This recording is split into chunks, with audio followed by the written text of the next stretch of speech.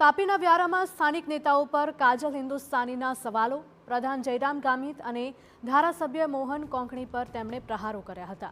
આદિવાસીઓને શિવરાત્રિના દિવસે પૂજાની મંજૂરી ન મળ્યાનો આક્ષેપ કરવામાં આવ્યો। આદિવાસીઓની બેઠક પર ચૂંટાઈ આદિવાસીઓ સાથે છેતરપિંડી કરવામાં આવી તેવા આક્ષેપ કાજલ હિન્દુસ્તાનીએ કર્યા છે।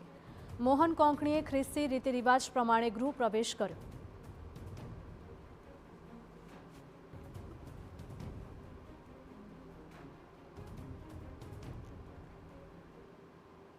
ભાઈ ગામિત મારે આ હિન્દુની દીકરી તરીકે અને આદિવાસી સમાજની મને દીકરી બનાવી લીધી છે સમાજવાળોએ। એટલે મારો પ્રશ્ન એ છે કે તમે દીકરા છો, તમે વિધાયક છો, તમને મંત્રી બનાવી દીધા, તો તમારી જવાબદારી હતી કે આદિવાસી સમાજની પૂજા પદ્ધતિ જળવાયેલી રહે, એનું માન સન્માન જળવાયેલું રહે અને એને પૂજા કરવાની પરમિશનની જરૂરત જ ન પડે। અમારી જ જગ્યા છે છતાં પણ પરમિશન લીધી તોય જવા ન દીધું।